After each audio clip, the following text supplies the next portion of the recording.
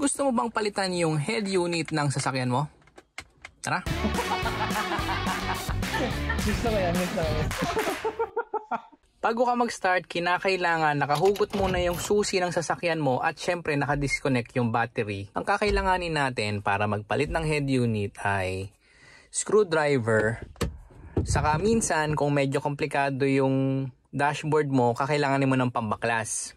Kung magpapalit ka ng, for example, yung sasakyan mo Toyota, maglalagay ka ng pang Nissan or mga aftermarket na head unit, may mga time na kakailanganin mo ng harness. Maglalagay din ako ng link dyan para makita mo.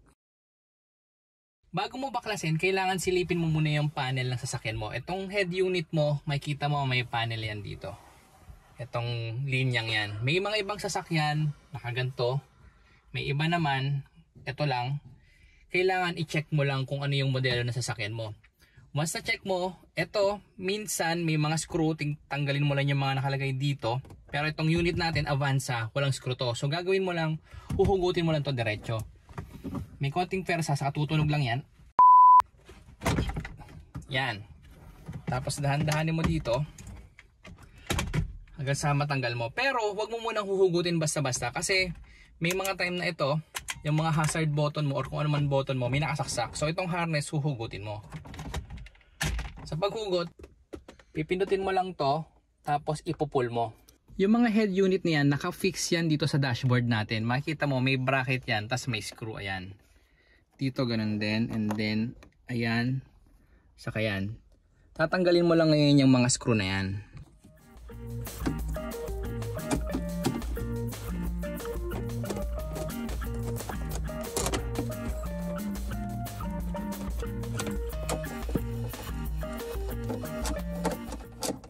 Once natanggal mo na yung mga screw na yan, pwede mo nang angatin yung head unit mo.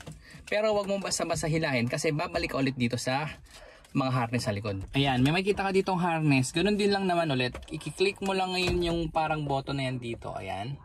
Tapos ipupull mo. May mga time na mahigpit siya.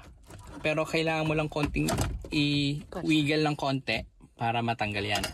And then may isa pang wire. Ito, para sa antena naman yan. Huhugutin mo lang yan na ganyan. Yan.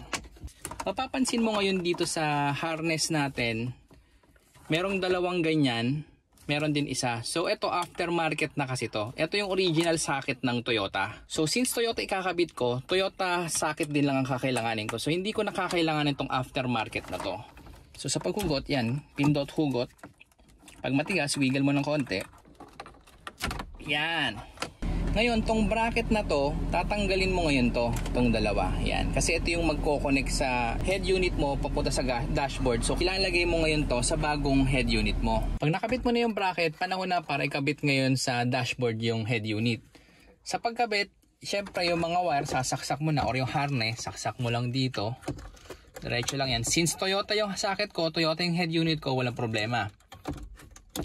And then, kung meron ka mga additional accessories like USB or aux-in, panahon na rin para ikabit mo yan dito.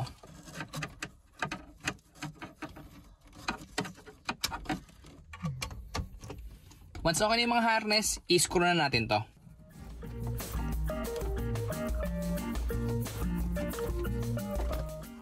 Pag nakabit mo na yung mga screw, balik mo lang tong hinugot mong harness para sa hazard. At sa pagbalik nito, ipupush mo lang siya.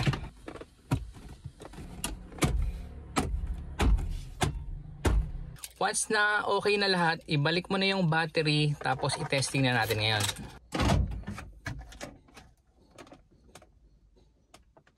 Maka-copyright tayo. At ganun lang kadali magpalit ng head unit ng sasakyan natin. Kung may mali ako nasabi or may additional input ka, i-comment mo lang sa baba para makatulong pa tayo sa ibang viewers natin. At yun, hanggang dito na lang muna ako. Kita tayo sa susunod kong video. Paalam.